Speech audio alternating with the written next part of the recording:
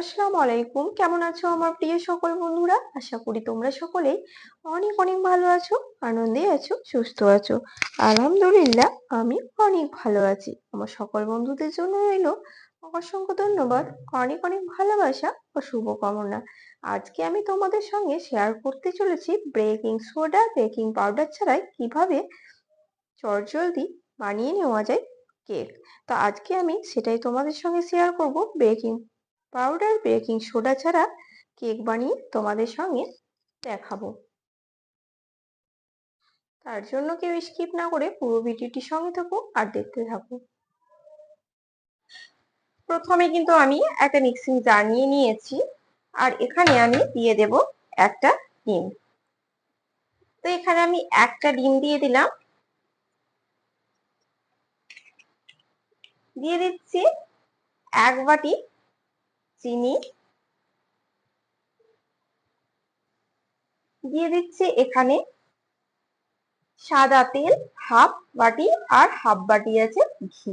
তো এখানে ঘি আর তেল একসঙ্গে আমি মিশিয়ে 1 বাটি নিয়েছি। মানে এখানে 1 বাটি চিনি দিয়েছি, তো তার সঙ্গে 1 বাটি সাদা তেল লাগবে। তোমরা তেলের পরিবর্তে কিন্তু 1 বাটি ঘি বা 1 বাটি বাটার বা 1 বাটি তেল, যে কোনো একটা কিছু ইউজ করতে পারো। এখানে কিন্তু আমি হাফ হাফ পরিমাণে ঘি আর তেল ব্যবহার করেছি। দেখো আমি কিন্তু তিনটেকে একসঙ্গে দিয়ে দিলাম। এখন আমি মিক্সির সাহায্যে সুন্দর করে এটাকে পেস্ট করে দেব। তোমরা চাইলে এটাকে হ্যান্ড ব্লেন্ডার দিয়েও কিন্তু সুন্দরভাবে পেস্ট করে নিতে পারো। তো ডিম, দুধ, তেল, ঘি কিন্তু একসঙ্গে আমার ভালোভাবে পেস্ট করা হয়ে গেছে। চলো আমি তোমাদের একটুখানি দেখিয়ে দিই কেমন হয়েছে।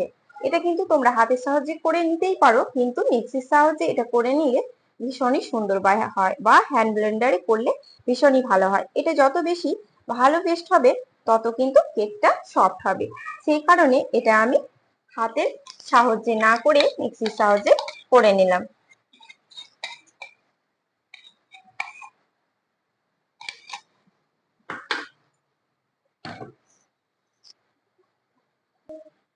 তোমরা দেখলে যে আমি 1 বাটি চিনি নিয়েছিলাম, মানে 1 বাটি চিনি নিয়েছি, মানে 1 বাটি ময়দায় কিন্তু আমি বানাবো কেক।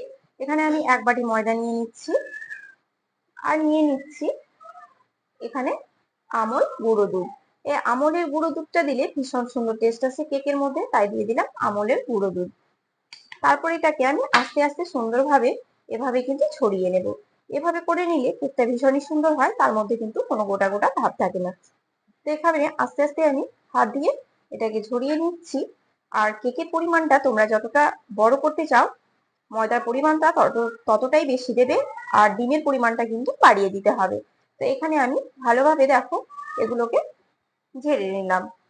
তারপর কিন্তু আমি এখানে দিয়ে দেব 1 বাটি দুধ।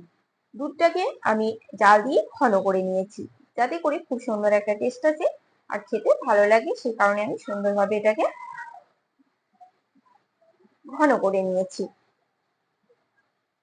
তো সবগুলো উপকরণ কিন্তু দেওয়া হয়ে গেছে। এবার ভালোভাবে এটাকে আমি মিক্স করে নেব, ভালোভাবে ফেটিয়ে নেব।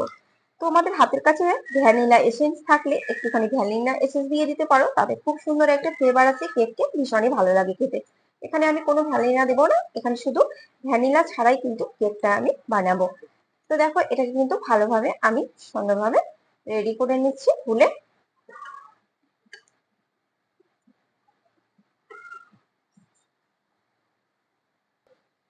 তো ব্যাটারের ঘনত্বটা ঠিক কেমন হবে তোমাদের দেখিয়ে দিচ্ছি, ঠিক কিভাবে পড়বে। এই যে এভাবে, এভাবেই কিন্তু আঠালো হবে ব্যাটারের ঘনত্বটা।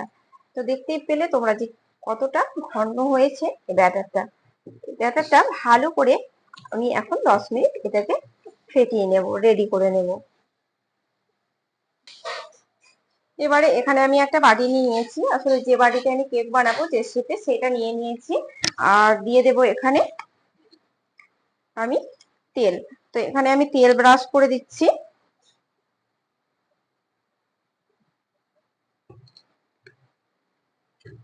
তো এখানে কিন্তু আমি প্রথমে কিন্তু একটা বাটার পেপার দিয়ে দেব। তোমাদের কাছে হাতের কাছে পেপার না থাকলে বাড়িতে থাকা সাদা পেপার দিয়ে দিতে পারো। তবে বাটার পেপার না থাকলে এভাবে কিন্তু সাদা বাটার পেপার দিয়ে দেবে। আর সঙ্গে কিন্তু আমি এখানে 1 চামচা তেল দিয়ে দিচ্ছি। এখানে 1 চামচা তেল দিয়ে এটাকে আমি সুন্দরভাবে ব্রাশ করে দেব, যেন পেপারের গায়ে সুন্দরভাবে তেলটা লেগে যায়। চারিপাশেও কিন্তু দেখো এভাবে কিন্তু একইভাবে ব্রাশ করে দিচ্ছি। ভালোভাবে পুরোটাইতেই কিন্তু তেল ব্রাশ করা হয়ে গেছে। এবারে আমি ব্যাটারটাকে এর মধ্যে কিন্তু ঢেলে দেব।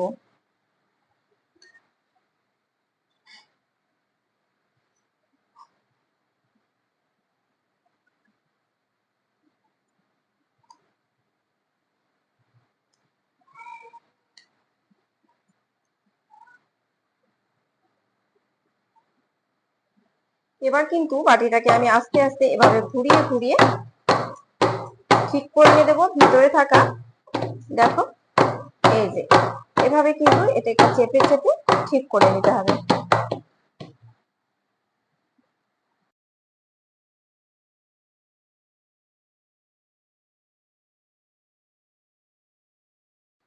এবারে আমি ওপর থেকে কিছু ড্রাই ফ্রুটস দিয়ে দেবো, তোমরা তোমাদের পছন্দ মতো ড্রাই ফ্রুটস দিয়ে দিতে পারো।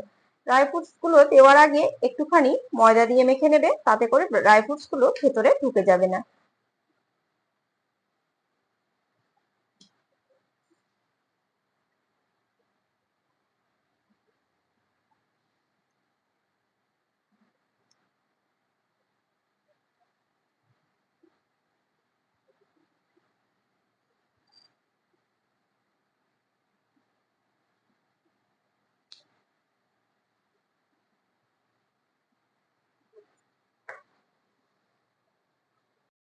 এখানে আমি একটা প্রথমে কড়াই বসিয়ে দিয়েছি, কড়াইয়ের উপরে একটা আমি স্ট্যান্ড দিয়ে দিয়েছি দেখো।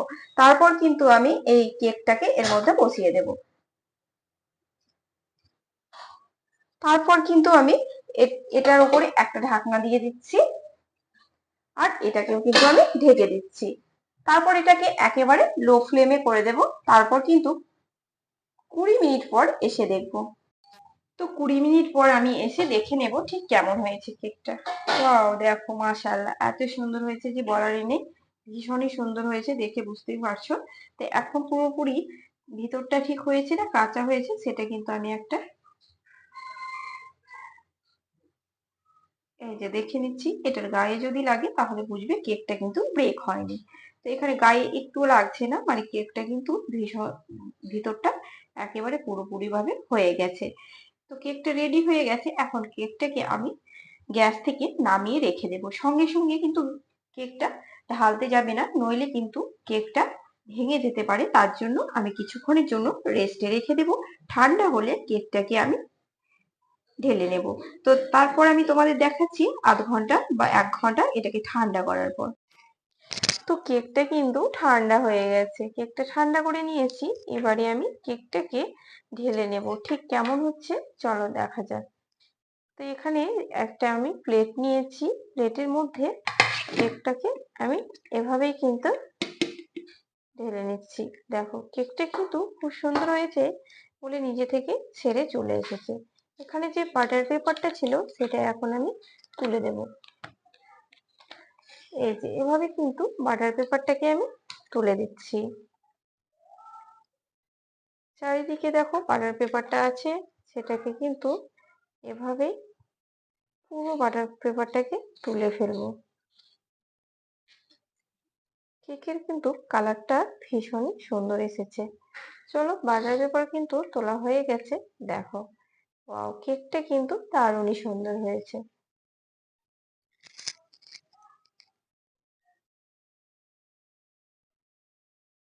এখন আমি কেকটা তোমাদের কেটে দেখাবো ঠিক কেমন হয়েছে। কেকটা কিন্তু ভীষণ সুন্দর হয়েছে, দেখেই বোঝা যাচ্ছে। চলো একটা পিস আমি কেটে নেব, তারপরে তোমাদের দেখাবো যে কেকটা ভিতরটা ঠিক কেমন হয়েছে। তো চলো কেকটা কিন্তু দেখো কাটা হয়ে গেছে, আর ভিতরটা দেখে বুঝতেই পারছো যে কতটা সফট হয়েছে। এই যে তো রেডি হয়ে গেল আমার কেক, যেটা হচ্ছে